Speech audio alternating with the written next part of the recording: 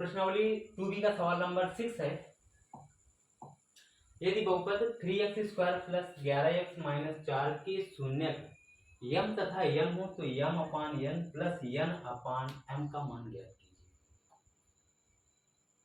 तो इसमें शून्य दे रहा है एम तथा यन, और हम लोगों ने एक मानक फार्मूला लिखा था कि द्विघात समीकरण अगर ax² plus bx plus c है और उसके शून्यक अल्फा और बीटा है तो उनका योगफल और गुणनफल अल्फा प्लस बीटा बराबर माइनस बी अपान ए, अल्फा इंटू बीटा बराबर सी अपान ए।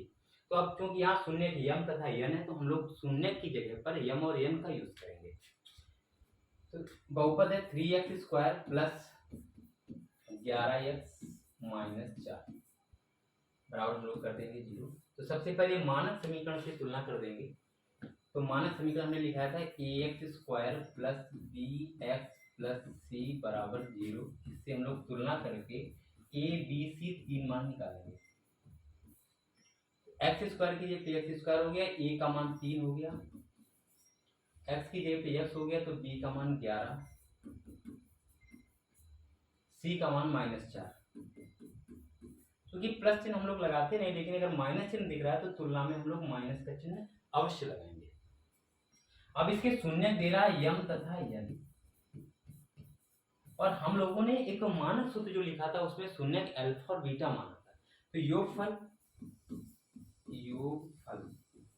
अब क्योंकि शून्य यम तथा यन है तो योगफल हम करेंगे यम प्लस यन बराबर माइनस बी अपान ए। तो एम प्लस एन बराबर माइनस बी का मान 11 बटे ए का मान 3। तो हो जाएगा एम प्लस एन बराबर माइनस 11 अपॉन 3। तो ये तो हो गया योगफल। अब गुणनफल निकाल देते हैं। गुणनफल अब क्योंकि शून्य यम एन है तो गुणनफल होगा यम इंटू एन बराबर सी अपान ए। m इंटू एन बराबर c का मान है -4, a का मान है 3। तो गुणनफल mn बराबर हो गया -4 बटे 3। ये तो हमारे शून्यकों का योगफल और गुणनफल आ गया। अब हम लोग सवाल को सॉल्व करते हैं जिसका मान निकालना है। तो हमें मान निकालना है m अपान n प्लस n अपान m। तो चूंकि ये भिन्न का रूप है और बीच में प्लस लगाए तो हम लोग लासा लेके ही सॉल्व करेंगे। तो इसका लासा हम लोग लिखेंगे एन और यम। एक बात याद रखना, यदि अक्षरों का लासा निकालना हो तो आप लोग जो हमारा वर्णमाला है ए से जेड तक उसमें क्रम से जिस अक्षर के बाद जो अक्षर आता है लासा में वही काम करना है। जो अक्षर पहले आए उसको पहले लिखो, जो बाद में आए उसको बाद में लिखो। तो एन और यम में यम पहले आता है, एन बाद में आता है, तो एम को हम पहले लिखेंगे लासा में एम इंटू एन। इससे थोड़ा आसानी हो जाती है सॉल्व करने में। अब n का भाग n में दिया तो कट गया, m का गुणा करेंगे तो m² प्लस m से m कट गया, n का गुणा करेंगे तो n²। अब जो अंश में लिखा हुआ है ये अभी हमने पिछले सवाल में बताया था फार्मूला a प्लस बी का होल स्क्वायर बराबर a² plus b² plus 2ab। तो यहाँ पर जो सवाल है वो यमन के पद में है। तो जब हम लोग ये फार्मूला यमन के पद में बनाएंगे तो ये हो जाएगा यम प्लस एन का होल स्क्वायर बराबर m² plus n² plus 2mn। अब हमारे पास सिर्फ इतना लिखा हुआ है m² प्लस n²। अगर प्लस का 2mn और होता तो ये फार्मूला हमारा बन जाता। तो हमने बताया था फार्मूला बनाने के लिए जिस पद की कमी हो उतना ही पद जोड़ देना और उतना ही पद घटा देना, तो मान में कोई परिवर्तन नहीं होता। तो यहाँ पे हम लोग 2mn जोड़ देंगे और 2mn घटा देंगे। तो m² प्लस n², यहाँ प्लस का 2mn और माइनस का 2mn बटे m इंटू n। अभी फार्मूला बन गया ऊपर m प्लस n का होल स्क्वायर माइनस 2mn बटे mn। अभी पूरा सवाल हमारा योगफल और गुणनफल के पदों में हो गया। अब हम लोग मान रख देते हैं m प्लस n। तो m प्लस n का मान है -11 बटे 3, -11 बटे 3 का whole square minus 2 into mn का मान है -4 बटे 3। बटे यम एन का मान है -4/3। तो इसको हम लोग सॉल्व करते हैं। माइनस का जब हम लोग वर्ग करते हैं तो प्लस हो जाता है। तो 11 का जब वर्ग करेंगे तो 121/3 का वर्ग करेंगे तो 9, माइनस माइनस ये प्लस हो जाएगा, गुणा कर लेंगे तो 2 चौको 8/3 और बटे नीचे चला है -4/3।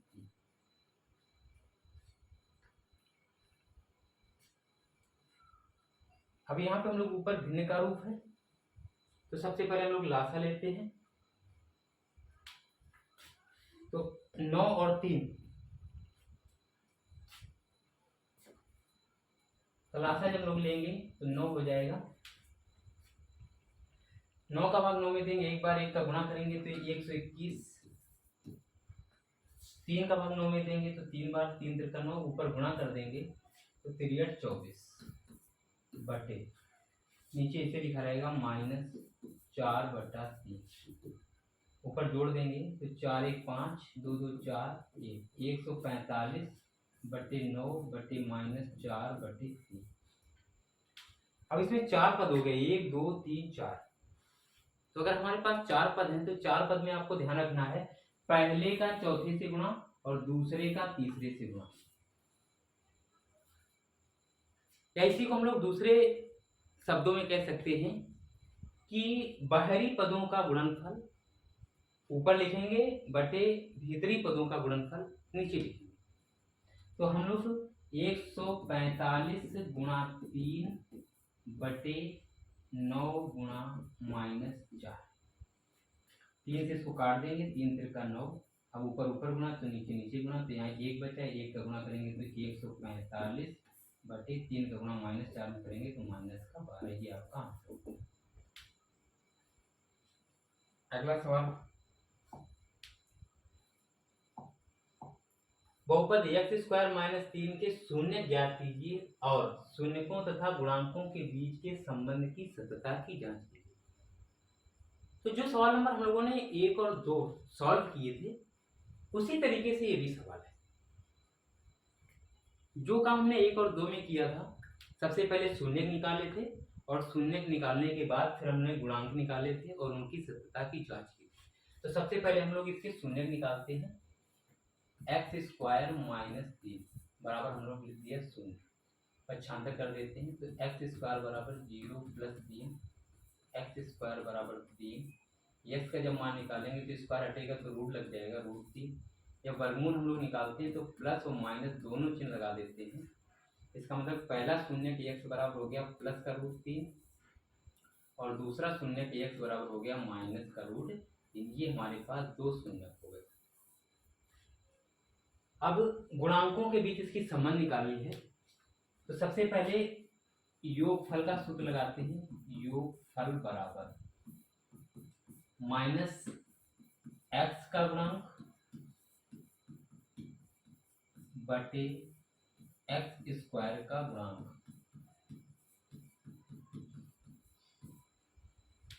मतलब जो हमारा शून्य निकला है उसका योगफल निकालिएगा और जो सवाल दिया है उसमें x का गुणांक और x² का गुणांक रख दीजिए। यदि दोनों पक्ष बराबर आ जाएं तो ये हमारे सत्यता की जांच हो जाती है।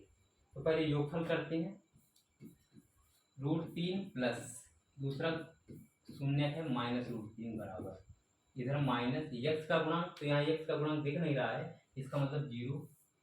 x² का गुणांक जब कुछ नहीं दिखाई दे तो हमने कहा था 1, तो ये हो जाएगा √3 प्लस और माइनस, तो माइनस का √3 बराबर 1 का भाग 0 में करेंगे तो 0, √3 में -√3 करेंगे तो 0 बराबर 0, दोनों पक्ष बराबर हो गए। तो ये सत्यता की जांच हुई। ये तो जांच हुई योगफल से। अब हम लोग जांच निकालते हैं गुणनफल से कि शून्यकों का जो गुणनफल है वो बराबर आ जाना चाहिए अचर पद बटे x² का गुणा। तो गुणनफल क्या है, इसका गुणा करते हैं शून्यकों का, √3 गुणा दूसरा शून्य है -√3। अचर पद, तो यहाँ पे अचर पद है -3 बटे एक्स स्क्वायर का गुणांक है 1, तो प्लस माइनस का गुणा माइनस, √3 का √3 में करोगे 3 बराबर 1 का भाग ऋण 3 में दोगे ऋण का 3, दोनों पक्ष बराबर हो गए।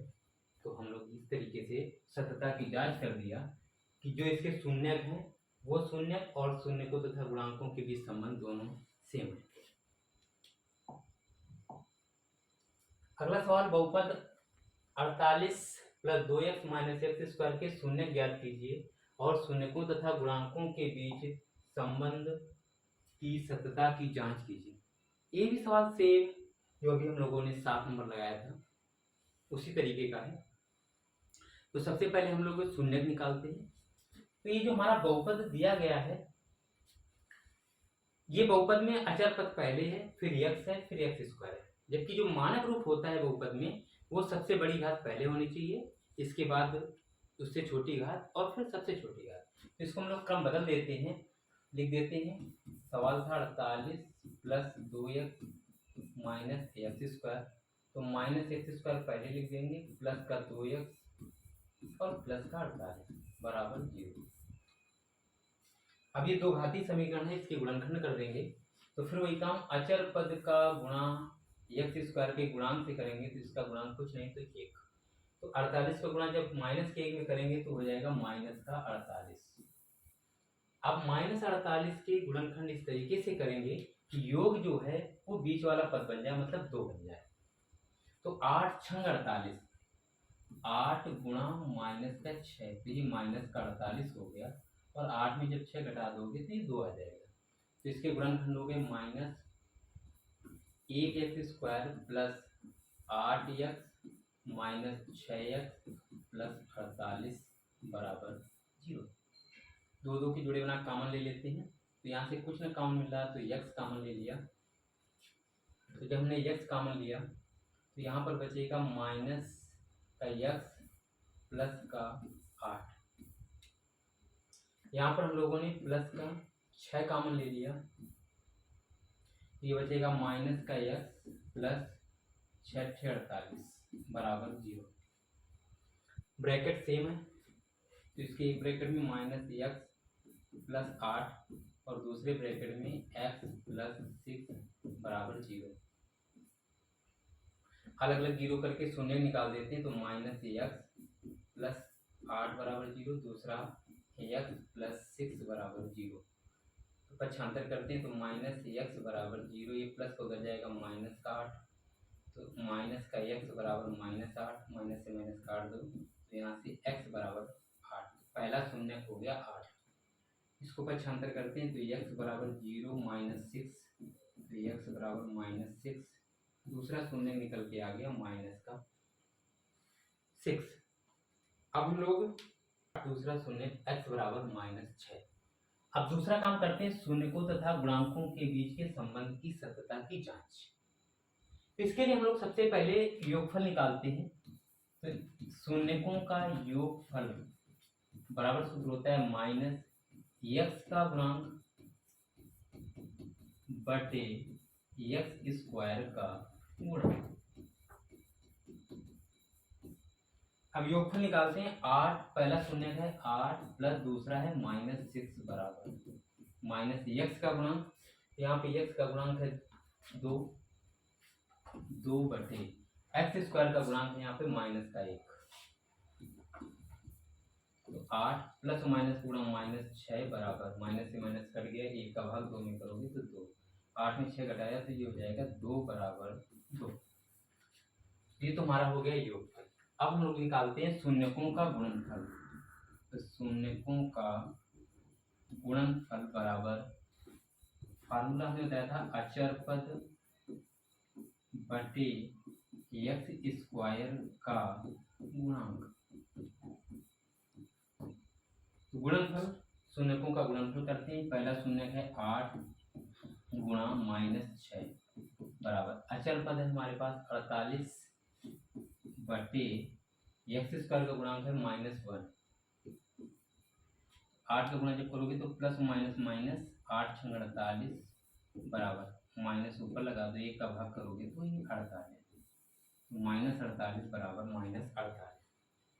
तो इस तरीके से हमारा ये सवाल जो है वो सॉल्व होता है कि जब हमें शून्य दिए जाएं तो उन शून्यकों की गुणांकों के साथ संबंध किस तरीके से सॉल्व करेंगे। अगला सवाल, यदि बहुपद x square plus X plus K का एक शून्यक एक है तो k का मान ज्ञात कीजिए।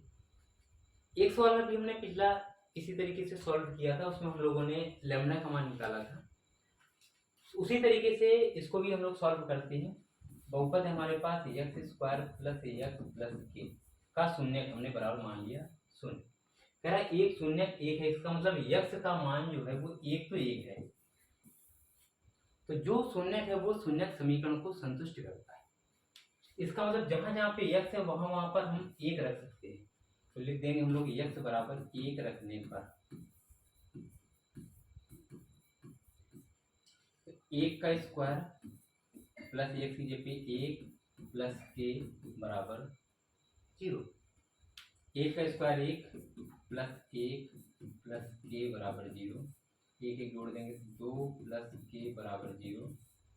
अब यहाँ से के का हमें मान निकालना है तो पक्षांतर कर देते हैं, के बराबर 0, ये प्लस का हो जाएगा माइनस का 2, यहाँ से के बराबर हो जाएगा माइनस का 2। ये के का मान आपका आंसर। अगला सवाल,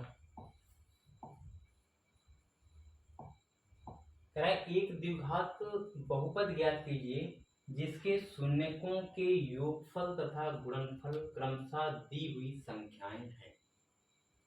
तो इसके लिए हमने आप लोगों को एक फार्मूला बताया था कि अगर हमें योगफल अल्फा प्लस बीटा दिया हो और गुणनफल अल्फा इंटू बीटा दिया हो और द्विघात समीकरण बनाना हो, तो द्विघात समीकरण का सूत्र होता है x square minus alpha plus beta into X plus alpha into beta बराबर 0। ये फार्मूला हमने बताया था। इसी फार्मूले से हम लोग ये तीनों पार्ट इसके जो है वो सॉल्व कर लेते हैं। तो क्या क्या दिया है, योगफल दिया है और गुणनफल दिया है क्रमशः मतलब क्रम से, पहले योग है फिर गुणनफल है। तो इस पहला पार्ट जो है 1/4 कामा माइनस का 1, तो योग। तो हम लोगों ने मान लिया कि इसके जो शून्यक हैं वो अल्फा और बीटा है, तो योगफल अल्फा प्लस बीटा वो बराबर हो गया 1/4 और गुणनफल माइनस 1 दे रहा है, इसका मतलब अल्फा इंटू बीटा बराबर हो गया माइनस का 1। अब द्विघात बहुपद बनाना है तो हम लोग फार्मूला लगा देते हैं, द्विघात बहुपद x square minus alpha plus beta into X plus alpha into beta बराबर 0। तो x square minus alpha plus beta की जगह 1/4 into X plus alpha beta की जगह पे -1 बराबर 0। सॉल्व कर लेते हैं, x बराबर x minus 1/4 x square minus 1/4 x plus और माइनस का गुणा -1 बराबर 0। ये भी आंसर डाल सकते हो, ये और भी सॉल्व हो सकता है क्योंकि ये भिन्न का रूप है, तो इसलिए इसको हम लोग लॉसा लेके सॉल्व करेंगे। इसकी बटे 1 कर लेते हैं, इसकी बटे 1 कर लेते हैं, तो 1 4 1, इसका जब हम लोग लासा निकालेंगे तो 4 आ जाएगा। क्योंकि एलसीएम और एचसीएफ का वीडियो हमारा पीछे पड़ा हुआ है, उस पर आप लोग देख सकते हैं यदि आपको लासा निकालने में कोई प्रॉब्लम आ रही है। बाकी एक लासा में छोटी सी चीज आपको याद रखना है कि जो भी संख्याएं दी गई हैं उन संख्याओं में आप सबसे छोटी संख्या जो है उसका भाग उससे बड़ी वाली संख्या में यदि चला जाए तो जो सबसे बड़ी संख्या होगी वही उसका लासा होगा। तो यहाँ पे 1 का भाग 4 में चला जाएगा, तो इधर भी 1 का भाग 4 में चला जाएगा, तो इसका जो लासा है वो 4 होगा। अब 1 का भाग 4 में दिया, 4 बार 4 का ऊपर गुणा करोगे तो 4x स्क्वायर, 4 का भाग 4 में दोगे, एक बार 1 का गुणा करोगे तो माइनस का 1x माइनस 1 का भाग 4 में दिया, 4 बार 4 का 1 में गुणा करोगे तो 4 एकम 4 बराबर 0। अब 0/1 कर लो, तो जब बराबर लगा हो केवल एक, तो तिर्यक गुणा करते हैं हम लोग, नीचे वाले का ऊपर गुणा और ऊपर वाले का नीचे गुणा। तो 1 का गुणा जब ऊपर करेंगे तो यही हो जाएगा 4x square minus 1x minus 4 बराबर 4 का गुणा 0 में करेंगे तो 0। अभी 0 का गुणा चाहे जहाँ हम करें किसी भी संख्या में करें या किसी भी अंक में करें तो उसका मान हमेशा शून्य ही आता है। इस तरीके से ये जो है पहला पार्ट इसका सॉल्व होता है।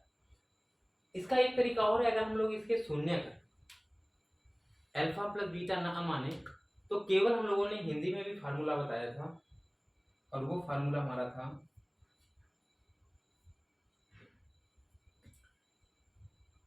एक्स स्क्वायर माइनस मूलों का योगफल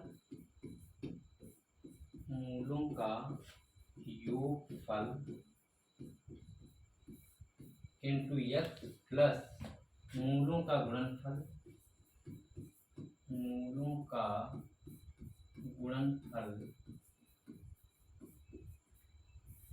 बराबर 0। ये हमने फार्मूला लिखा था द्विघात बहुपद बनाना जब हमें मूलों का योगफल और मूलों का गुणनफल दिया होगा, क्योंकि इस फार्मूले से ये सवाल बड़े आसानी से लग जाएंगे, कुछ नहीं मानना पड़ेगा। क्योंकि योग दे रहा है 1/4, तो योग की जगह पे हम लोग लिख देंगे X square minus 1/4 into X plus मूलों का गुणनफल दे रहा है -1 बराबर 0। इसको सॉल्व कर देते हैं।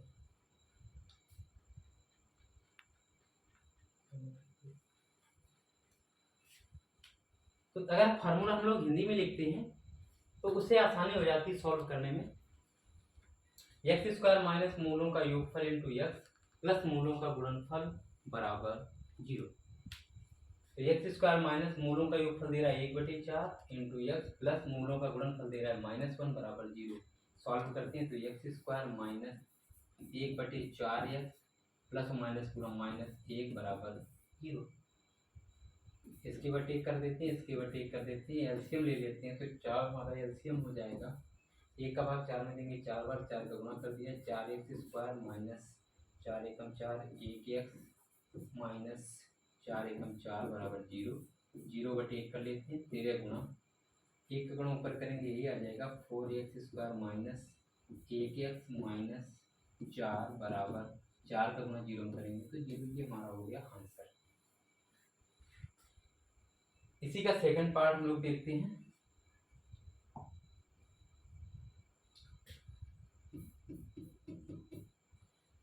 ये योगफल है और ये गुणनफल है, तो हम लोग चाहें तो लिख सकते हैं मूलों का योगफल बराबर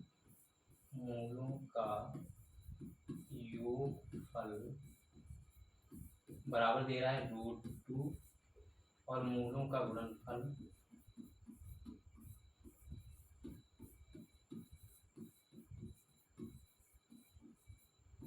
बराबर 1/3। अब द्विघात बहुपद बनाना है तो सूत्र लगा देते हैं। द्विघात बहुपद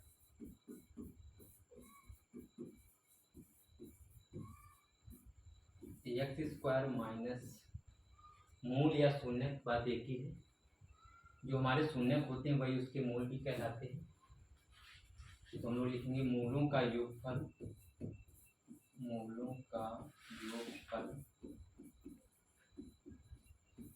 इंटू एक्स प्लस मूलों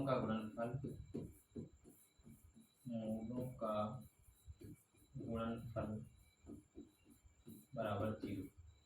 इसे मान रख देते हैं एक्स स्क्वायर माइनस योगफल हमें दे रहा है √2 इंटू एक्स प्लस गुणनफल दे रहा है 1/3 बराबर 0। अब चूंकि ये भिन्न का रूप है 1/3, तो इसलिए इसको लासा लेकर हम लोग सॉल्व करेंगे तो इसके बटे 1 कर लेते हैं, इसके बटे 1 कर लेते हैं। एलसीएम हमेशा हर का लिया जाता है, तो 1 1 3 इसका जब एलसीएम निकालेंगे तो वो हमारा आएगा 3। अब 1 का भाग 3 में देंगे तो 3 बार, 3 का ऊपर गुणा कर दोगे तो 3x स्क्वायर माइनस 1 का भाग 3 में 3 बार, 3 का गुणा कर दोगे तो 3√2x प्लस 3 का भाग 3 में 1 बार 1 का गुणा करोगे तो 1 बराबर अब 0। 0/1 कर लो, तो जब 1 बराबर लगा है केवल तो 13 गुणा करते हैं। 1 का गुणा ऊपर वाले पद में और 3 का गुणा इधर ऊपर वाले पद में। 1 का गुणा करोगे तो यही आ जाएगा 3x square minus 3√2x plus 1 बराबर 3 का गुणा 0 में करेंगे तो ये हमारा हो जाएगा 0। तो इस तरीके से अगर हमें शून्यकों के योगफल और गुणनफल दिए गए हैं तो उन योगफल और गुणनफल की सहायता से हम लोग द्विघात बहुपद बना सकते हैं कि वो द्विघात बहुपद क्या है जिसके शून्य ये दिए गए। इसी का अगला पार्ट है 0 और √5। तो योगफल और गुणनफल, तो पहला योग है दूसरा गुणनफल है। तो हम लोग लिख लेते हैं शून्यकों का योगफल बराबर शून्य। शून्यकों, इन्हीं शून्यकों को हम लोग मूल भी बोल देते हैं।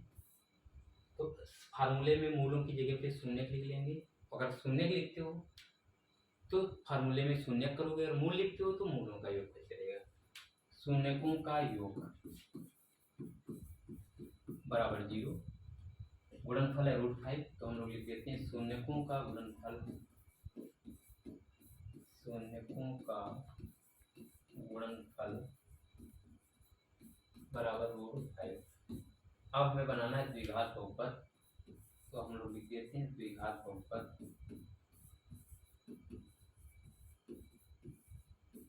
फार्मूला लगा देते हैं x² माइनस शून्यकों का योग, संक्षेप में लिख देते हैं इंटू x, प्लस शून्यकों का गुणनफल, गुणनफल बराबर 0।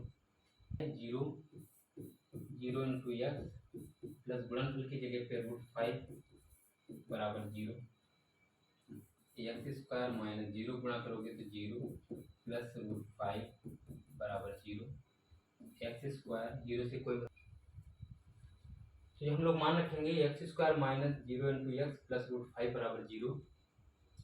0 का गुणा x में करेंगे तो 0 हो जाएगा, प्लस √5 बराबर 0। x² 0 से कोई मतलब नहीं, प्लस √5 बराबर 0। ये हमारा द्विघात बहुपद हो गया।